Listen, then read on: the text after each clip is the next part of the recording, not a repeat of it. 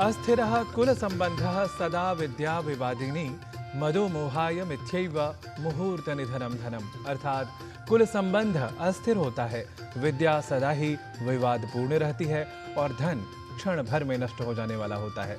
अतः इन मोहजनक वस्तुओं पर मिथ्या अहंकार कथमपि ठीक नहीं। तो ऐसे ही वचनों के साथ भारतीय संस्कृति और ज्ञान परंपरा से जुड़े हमारे कार्यक्रम सुप्रभातम को लेकर उपस्थित हूं मैं, नारायण दत्त मिश्र। सुप्रभात की वेला में स्वीकारें अभिवादन, अभिवंदन और अभिनंदन के साथ स्वागत, सत्कार और नमस्कार।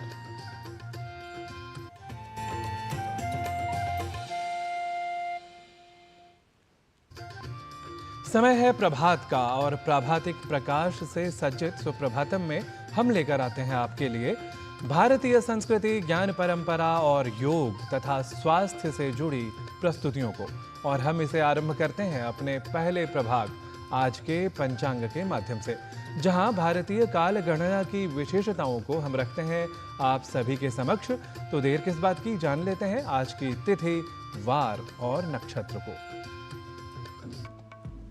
आज का पंचांग युगाब्द 5126, विक्रम संवत 2081, शक संवत 1946, उत्तरायण, फाल्गुन मास, कृष्ण पक्ष, चतुर्दशी तिथि, बृहस्पतिवार, धनिष्ठा नक्षत्र। आज का दिन सभी के लिए मंगलमय हो। सामयिक ज्ञान के बाद अब समय है व्यावहारिक ज्ञान को अर्जित करने का। कहा गया है अर्धम सज्जन संपर्काद अविद्याया विनश्यति चतुर्भागस्तु शास्त्रार्थैश्च चतुर्भागम स्वयत्नतः। अर्थात सज्जनों के संपर्क से आधी अविद्या का अर्थात अज्ञान का नाश होता है। उसी अज्ञान का चतुर्थांश शास्त्र का विचार करने से नष्ट हो जाता है और शेष चतुर्थांश अपने यत्न से नष्ट हो जाया करता है। तो इसी यत्न को हम प्रेरक वचनों की प्रस्तुति द्वारा एक दिशा दिखलाते हैं अपनी अगली प्रस्तुति सुभाषित के द्वारा। विद्या विनयोपेतो हरति न चेतांसि कस्य मनुजस्य कांचन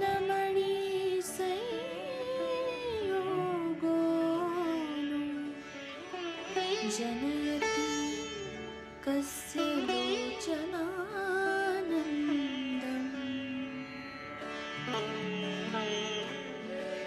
विद्या और विनय से संपन्न पुरुष किस मनुष्य का चित्त नहीं हर लेता। सोने और मणि का संयोग भला किसकी आंखों को सुख नहीं देता। वस्तुतः कम से कम दो अद्भुत गुणों के संयोग की प्रशंसा को समझते हुए हमें उन्हें अर्जित करने की ओर सदैव उन्मुख रहना चाहिए।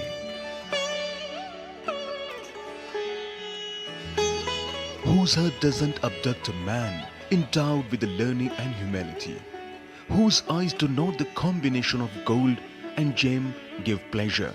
In fact, understanding the praise of the combination of at least two wonderful qualities, we should always be oriented towards earning them.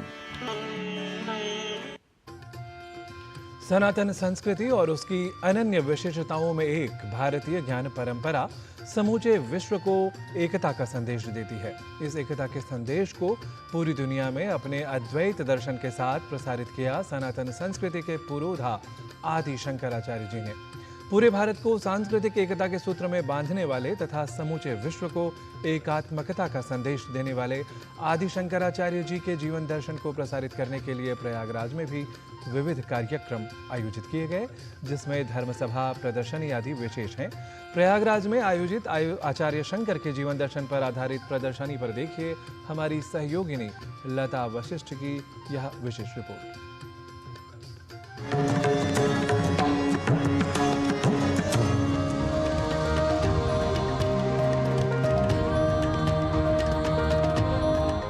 ब्रह्म सत्यम जगन्मिथ्या जीवो ब्रह्मैव नापरः। सब में एक ही आत्मा है और वही परमात्मा है, अर्थात आत्मा परमात्मा एक ही है, भिन्न नहीं। प्रत्येक शरीर में जो जीव है, चैतन्य है, कॉन्शियसनेस है, वह वस्तुतः एक ही है, लेकिन इस शरीर मन बुद्धि के कारण हर व्यक्ति अपने को अलग अलग मानता है। यह अपरेंट है, सत्य नहीं है। सत्य यही है कि सब में एक ही आत्मा है। अद्वैत वेदांत का दर्शन कहता है कि ये विश्व मिथ्या है, और इसलिए शंकराचार्य का सिद्धांत एक बहुत छोटे श्लोक में संग्रहित किया जाता है। ब्रह्म सत्यम जगन मिथ्या जीवो ब्रह्मैव नापरः। ब्रह्म सत्य है, जगत मिथ्या है और जीव ब्रह्म ही है, अन्य कुछ नहीं। इस अद्वैत सिद्धांत के प्रचारक आदि शंकराचार्य जी का दर्शन है अद्वैत दर्शन या एकात्मता का दर्शन। सामान्यतः मैं जब ये सोचूं कि ये व्यक्ति कोई भी या निसर्ग का कोई भी घटक मुझसे अलग है, मैं इसको लूटूं, मारूं, काटूं, कुछ भी करूं, लेकिन जब मुझे ये पता है कि इस शरीर में, उस शरीर में, सभी शरीर में वस्तुतः मेरा ही वास्तविक स्वरूप है, या मैं ही सब जीव बना हूं, समाज में जो वैषम्य आदि जो समस्या है उसका समाधान इस एकात्म सिद्धांत में है। इसको एकात्मता का सिद्धांत कहा जाता है, सब में एक ही आत्मा। प्रयागराज में आयोजित ज्ञान कुंभ के अवसर पर एकात्म धाम द्वारा आदि शंकराचार्य जी के एकत्व दर्शन पर आधारित धर्म सभाओं के साथ ही एक अद्भुत प्रदर्शनी भी आयोजित की गई, जिसमें आदि शंकराचार्य जी के जीवन दर्शन से संबंधित विचारों को दिखाया गया। इस प्रतिकृति में 3 कंपोनेंट्स हैं, जैसे कि एकात्म धाम में 3 कंपोनेंट्स हैं। आप ठीक मेरे पीछे देख पा रहे होंगे स्टैच्यू ऑफ वननेस, जो एकात्मता की प्रतिमा है, जो आदि गुरु भगवत पाद शंकराचार्य जी की प्रतिमा है। इसका जो फेज 2 है वो अद्वैत लोक है। अद्वैत लोक चूँकि हम आचार्य शंकर की बात कर रहे हैं, जो कि एम्बॉडीमेंट हैं ज्ञान के, उनका जो मैसेज है, उनका जो कृतित्व था, उनका जितना भी लिटरेचर है, उसे हम उसके नेक्टर को, उसके अमृत को हम अद्वैत वेदांत के रूप में देख सकते हैं। और अद्वैत लोक जो है वो उसी लाइफ का एक ट्रिब्यूट है और उसी मैसेज का एक ट्रिब्यूट है। तीसरा कंपोनेंट है जिसका नाम है आचार्य शंकर इंटरनेशनल इंस्टीट्यूट ऑफ अद्वैत वेदांत। चूँकि म्यूज़ियम एक कहीं ना कहीं एक मनोरंजन का साधन होता है, परंतु हमें लगा कि आचार्य यदि ज्ञान के प्रतीक हैं तो ज्ञान की धारा के माध्यम से हमें उन्हें स्थापित करना चाहिए। आप ये अद्वैत लोक कला विथिका को देख रहे हैं, ये एक विशिष्ट आकृति में बनाया गया है। आचार्य शंकर श्री विद्या के उपासक थे, तो श्री विद्या में जब शिव शक्ति की उपासना की जाती है तो एक जिस यंत्र का उपयोग किया जाता है उस श्री यंत्र उसे कहा जाता है, जिसे आचार्य शंकर ने स्थापित किया था। इसकी जो आकृति है वह एक श्री यंत्र की तरह है। श्री विद्या में जो श्री यंत्र इस्तेमाल किया जाता है, जो उपयोग किया जाता है, उस तरह से इसको एक आकार दिया गया है। इसमें आचार्य शंकर की जो पूरा उनका जीवन रहा है, जो भी उनकी पूरी जर्नी रही है, उसे अच्छे से बताया गया है, उनके बचपन से लेकर के उनके शास्त्रार्थ तक की पूरी जर्नी को। और यहाँ पर सौंदर्य लहरी की बड़ी प्यारी प्यारी सुंदर सी पेंटिंग्स भी लगाई गई है। एकात्म धाम द्वारा आयोजित इस प्रदर्शनी का उद्देश्य आदि शंकराचार्य के एकात्म दर्शन के विचारों का समाज में प्रचार प्रसार करना और एकत्व दर्शन द्वारा समाज में सुख शांति की स्थापना है। लता Vashishtha, DD news.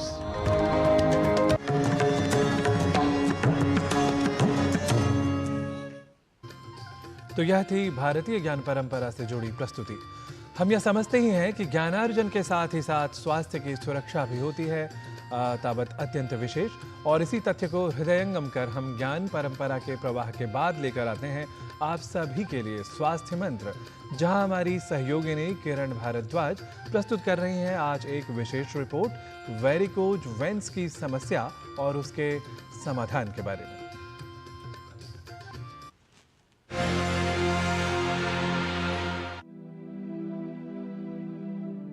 Varicose veins की समस्या काफी लोगों को परेशान करती है। ये एक ऐसी बीमारी है जिसमें पैरों की नसों में खून एकत्रित होने लगता है, जिससे पैरों में सूजन आ जाती है और व्यक्ति का चलना फिरना भी मुश्किल हो जाता है। वेरिकोज वेन्स में त्वचा की सतह के नीचे उभरती हुई नीली नसें दिखाई देने लगती हैं। सामान्य स्थिति में मानव शरीर में रक्त हृदय द्वारा पंप किया जाता है और धमनियां इस ऑक्सीजन युक्त रक्त को पूरे शरीर में संचारित करती हैं। परिसंचरण तंत्र में शिराएं होती हैं जो रक्त को वापस हृदय की ओर भेजती हैं। रक्त को ऊपर की ओर प्रवाहित करने में सहायता करने के लिए शिराओं में वाल्व लगे होते हैं। वाल्व रक्त को केवल ऊपर की ओर जाने देती हैं। शिराएं ऊतकों से रक्त को हृदय की ओर वापस ले जाती है, लेकिन जब रक्त ऊपर की ओर ठीक से नहीं जा पाता और वहीं पर एकत्रित होने लगता है तो शिराएं फूल जाती हैं। ये स्थिति वेरिकोज वेन्स कहलाती है। शरीर में दो तरीके की नसें होती हैं। एक होता है जो हार्ट से ब्लड आगे ले जाती है जिनको कहते हैं आर्टरी, और जो हार्ट को वापस लेके आते हैं उनको कहते हैं हम वेन्स। पैर में ये वेन्स हमारे दो लेवल्स पे होती है। एक होती है सुपरफिशियल जो त्वचा के जस्ट नीचे होती है, और एक होती है जो डीप जो हमारे मांसपेशियों के अंदर होती है। वेरिकोस वेन की प्रॉब्लम होती है त्वचा के नीचे वाले या सुपरफिशियल वेन्स की प्रॉब्लम होती है। ये जब वेन्स सूज जाते हैं, लंबे हो जाते हैं और टेढ़े मेढ़े हो जाते हैं, तब उनको हम वेरिकोस वेन कहते हैं।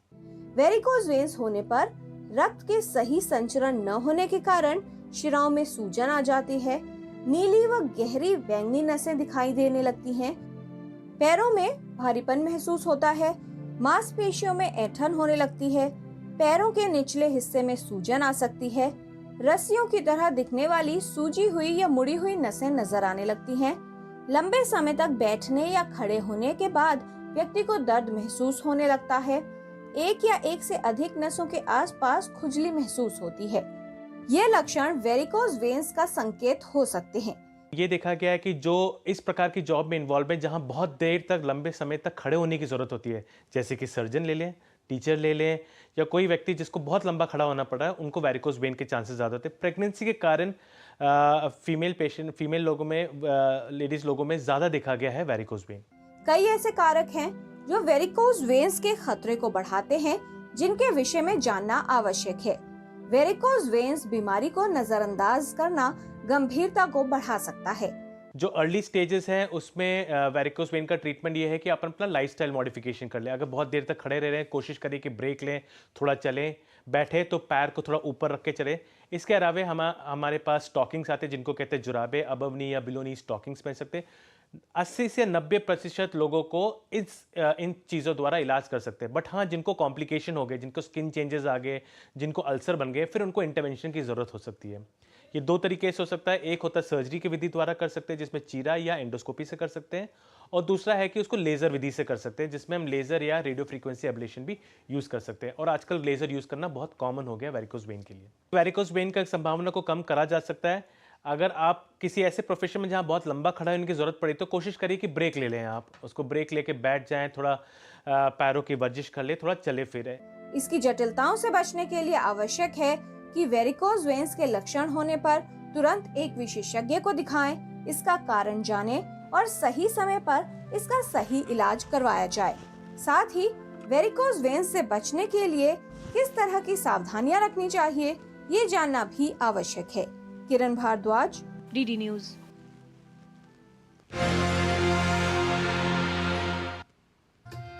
और सुप्रभातम में अभी समय हो गया है एक अल्प विराम लेने का। आप देखते रहिए डीडी न्यूज, हम जल्द ही लौटते हैं।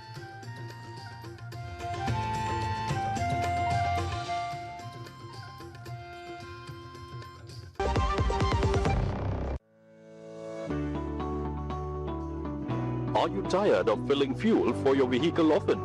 Switching to fuel-efficient driving is the only way out. Save fuel cost by predicting the traffic ahead of you so you can slow down by coasting. Maintain driving speed below 55 kilometers per hour. Use the right gear and clutch. Use air conditioning sparingly. Avoid idling your vehicle at red light. Drive smarter and fuel your savings. एक ऐसा तबका जो retirement के बारे में आज भी बिल्कुल नहीं सोचता, वो है औरतें। औरतें कमा के भी वल्नरेबल हैं। सो एनपीएस एक इक्वालिटी ला रहा है। हम सब एक बराबर प्लेटफॉर्म पे हैं। अपने बेहतर कल को सुनिश्चित करने के लिए एनपीएस जरूरी है।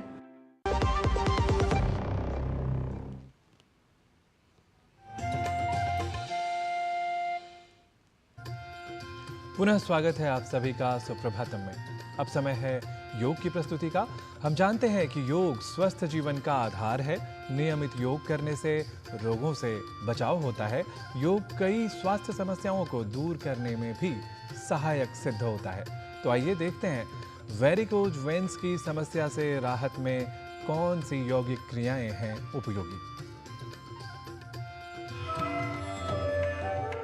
आज का हमारा टॉपिक है वेरिकोज वेन्स। वेरिकोज वेन्स जो बहुत ही ज़्यादा कॉमन प्रॉब्लम है उनके लिए, जिनको सिटिंग या स्टैंडिंग का ज़्यादा काम रहता है, जैसे कि डॉक्टर्स, टीचर्स, हाउसवाइफ या जिनका डेस्क जॉब रहता है। तो आइए देखते हैं कुछ ऐसे आसनास जो हमें वेरिकोस वेन्स को कम करने में मदद करेंगे। आइए देखते हैं पहला आसन जिसका नाम है तालासन, जिसके लिए हम लेंगे 1 feet distance between the feet. हाथ को साइड में रखेंगे। इनहेल करते हुए दोनों हाथों को सामने से आगे की ओर से ऊपर लेके जाएंगे। यहाँ थोड़ी देर रुकेंगे। एक्सहेल करते हुए दोनों हाथों को टर्न करेंगे बाहर की साइड और हाथ और हील्स दोनों को नीचे लेके आएंगे। एक बार फिर से करेंगे। इनहेल करते हुए दोनों हाथ और दोनों पैरों को ऊपर लेके जाएंगे। एक्सहेल करते हुए हाथों को टर्न करना है, हाथ और पैर को नीचे लेके आएंगे। हमारा दूसरा आसन है उत्कट आसन, जिसके लिए हम 1 फीट डिस्टेंस लेंगे अपने दोनों पैरों के बीच में। सामने की ओर देखेंगे, हाथों को साइड में रखेंगे। इनहेल करते हुए हाथ और अपनी एड़ियों को ऊपर लेके आएंगे। एक्सहेल करते हुए नीचे जाएंगे स्क्वाट पोजीशन में। यहाँ थोड़ी देर के लिए रुकेंगे। Normal breathing. इनहेल करते हुए वापस ऊपर आएंगे और एक्सहेल करते हुए हाथ और एड़ियों को साथ में नीचे लेके आएंगे। तो आइए जानते हैं कुछ प्रैक्टिकल टिप्स हमारे योग गुरु डॉक्टर हंसा जी योगेंद्र से। नमस्कार। वेरिकोज वेन्स अगर पैर में है तो पैर काफ़ी दुखते हैं और इसीलिए ज़रूरी है कि हम जरा चलते फिरते रहें, एक जगह लंबा खड़े ना रहें, एक लगे बैठे नहीं, और अगर पलाठी मार के बैठ जाएं थोड़ी थोड़ी देर में तो बहुत आराम मिलेगा। वेरिकोज वेन्स में जो खाना चाहिए वो है एंटीऑक्सीडेंट जिसमें बहुत ज़्यादा हो, फ्लेवोनॉइड जिसमें ज़्यादा हो, और इसके लिए पालक, मेथी, ऐसी हरी भाजियाँ ज़्यादा खाई जाएं। और ज़रूरी है कि ये फल जैसे संतरा, मौसम्बी, बेरीज, ये सब फल खाए जाए, स्ट्रॉबेरी, रास्पबेरी वगैरह। फिर जो हम करते हैं, टेंशन में हर चीज़ लेते हैं, उसको कम करके भी टेंशन में मसल्स टाइट हो जाती है और उससे वेन्स में दर्द ज़्यादा बढ़ जाता है। तो जीवन को ज़रा एक्टिवली जीना है और वेन्स के अपोजिट चीज़ें करनी है, जो आसनों में आप देख ही लोगे। इससे बहुत फ़ायदा हो जाएगा, दर्द से छुटकारा मिल ही जाएगा। नमस्कार। और अब समय है योग भाषा संस्कृत सीखने का। संस्कृत सीखने के लिए आइए अब चलते हैं संस्कृत पाठशाला की कक्षा में और जान लेते हैं संस्कृत में कुछ वाक्य प्रयोगों को हमारे सहयोगी गवीश द्विवेदी के साथ।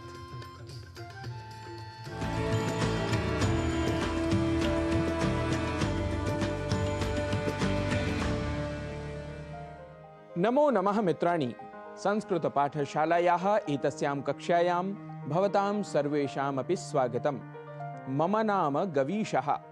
हम अपने पिछले अंक में उत्तम पुरुष के कुछ क्रिया रूपों और कर्तृपदों के साथ वाक्यों का अभ्यास कर रहे थे। आइए अभ्यास के इसी क्रम को बढ़ाते हैं आगे और बनाते हैं कुछ और नई क्रियाओं के साथ नए वाक्यों को। वाक्य है मैं ले जाता हूं। इसके लिए संस्कृत वाक्य हमने सीखा था अहम नयामि। अहम नयामि। इसी वाक्य का द्विवचन रूप बनाना हो तो वाक्य होगा आवाम नयावह। आवाम नयावह अर्थात हम दोनों ले जाते हैं। और बहुवचन में बनेगा वयम नयामः। वयम नयामः अर्थात हम सब ले जाते हैं। मित्रों, अब मेरे साथ साथ आपको भी अभ्यास करना है और उत्तम पुरुष के तीनों वचनों में वाक्य बोलने हैं। अग्रिम वाक्य देख लेते हैं। मैं याद करता हूं। इसका एक वचन रूप बनेगा अहम स्मरामि। अहम स्मरामि। द्विवचन में बनेगा आवाम स्मरावह। आवाम स्मरावह अर्थात हम दोनों याद करते हैं। और बहुवचन रूप बनेगा वयम स्मरामः। वयम स्मरामः अर्थात हम सभी याद करते हैं। इसी प्रकार यदि वाक्य कहना हो मैं बोलता हूं तो कहेंगे अहम वदामि। हम दोनों बोलते हैं तो वाक्य बनेगा आवाम वदावह। और बहुवचन में वाक्य बनेगा वयम वदामः।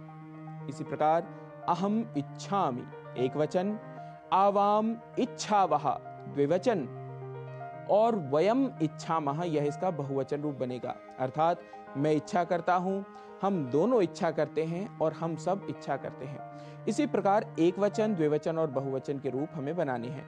आइए देख लेते हैं अग्रिम वाक्य। अग्रिम वाक्य है मैं गिरता हूं, अहम पतामि। आवाम पतावह, यह इसका द्विवचन रूप हुआ, और बहुवचन में वयम पतामह, वयम पतामह। अग्रिम वाक्य मैं नाचता हूं, तो संस्कृत में कहेंगे अहम नृत्यामि। आवाम नृत्यावह, वयम नृत्यामः। अहम जिघ्रामि, मैं सूंघता हूं। आवाम जिघ्रावह, हम दोनों सूंघते हैं। वयम जिघ्रामः, हम सब सूंघते हैं। अहम ध्यायामि, मैं ध्यान करता हूं। आवाम ध्यायावह, हम दोनों ध्यान करते हैं। और वयम ध्यायामः, हम सब ध्यान करते हैं। मित्रों, इस प्रकार कुछ वाक्य हमने बनाने सीख लिए हैं। कुछ और वाक्य जो आपके मन में हों, आप सोशल मीडिया के माध्यम से अवश्य लिखें। हम संस्कृत के अभ्यास में आपकी हर संभव सहायता करेंगे। और हाँ, वाक्यों को जोर जोर से बोलना न भूलें। अपने परिवारजनों के साथ वाक्यों का करते रहें अभ्यास। संस्कृत कक्षा में पुनः होंगी भेंट, तब तक के लिए नमस्कार।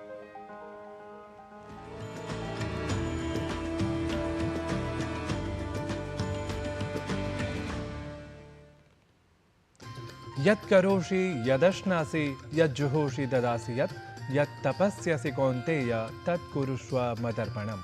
अर्थात हम जो कर्म करते हैं, भोजन, हवन, दान तथा तप आदि किया करते हैं, कहने का भाव यह कि अपने कर्तव्यों के निर्वहन के बाद कोई लिप्सा नहीं होनी चाहिए। उसे कर्तव्य मात्र समझकर ईश्वर को अर्पण कर देने की बुद्धि होनी चाहिए। तो ऐसी ही बुद्धि के साथ हम निरंतर कर्मशील रहें। इसी संदेश के साथ सुप्रभातम के इस अंक का कर लेते हैं अब समापन, और आपको अभी छोड़े जाते हैं हमारी इस प्रेरक रिपोर्ट के साथ।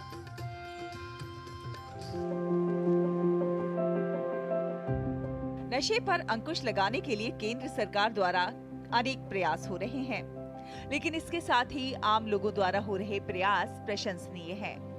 कई निजी संस्थाएं नशा मुक्त भारत बनाने की दिशा में बेहतरीन कार्य कर रही हैं।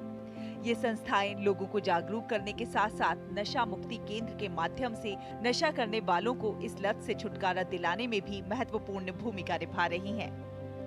ये हैं हरियाणा के हिसार शहर में अंकुश फाउंडेशन के स्वयंसेवी, जो नशे की लत लगे हुए युवाओं को नशे की गिरफ्त से बाहर निकालने की कोशिश कर रहे हैं। स्कूल टाइम में फ्रेंड्स का बर्थडे पार्टी वगैरह होती थी, तो वहाँ पे ड्रिंक वगैरह शुरू हुई। उसके बाद लाइफ बद से बदतर हो गई थी। मैं खुद के कंट्रोल में ही नहीं था। फिर मेरे घर वाले ने मुझे यहाँ भेजा नशा मुक्ति में, और आज मुझे 8 साढ़े 8 महीने हो चुके हैं लगभग नशा छोड़े हुए। मैं एक रिकवरी एडिक्ट हूँ। मैं इस संस्था में एज ए वॉलेंटियर अपनी सर्विसेज दे रहा हूँ। मैं यहाँ पर 3 साल पहले भर्ती हुआ था अपने नशे के इलाज के लिए। सारी चीज़ों के बारे में जानते हुए भी, समझते हुए भी मैं इस आदत में पड़ गया, और मैंने लाख कोशिशें की। मेरे परिवार ने कई कोशिशें की, डॉक्टरों से संपर्क किया, मेडिसिन के सहारे अलग अलग तरीक़ों से जितनी कोशिशें हो सकती थी सब कोशिशें करके देखी। तब जाकर मैं यहाँ पर इस संस्था का चुनाव करके यहाँ पर आया, मुझे दाखिल कराया गया। उसके बाद मैंने अब ये वॉलंटियर का चुनाव किया ताकि मैं सही रह सकूं और दूसरों को सही रहने में मदद कर सकूं। साल 2004 में हुई एक सकारात्मक शुरुआत अब तक हजारों लोगों के जीवन में सार्थक परिवर्तन ला चुकी है।